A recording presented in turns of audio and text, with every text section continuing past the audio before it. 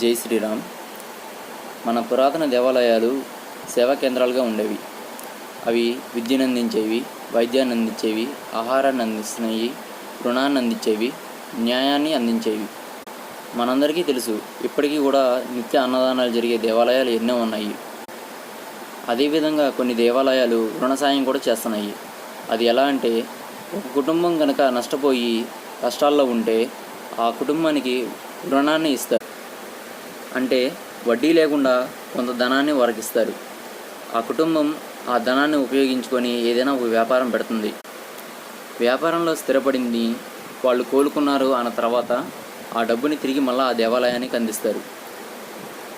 అందించేటప్పుడు వీరు మనసుకి వచ్చినంత వడ్డీ వీళ్ళే కావాలని కలిపి ఇవ్వటమే కానీ ఏ వడ్డీ ఆ దేవాలయం ఆశించదు.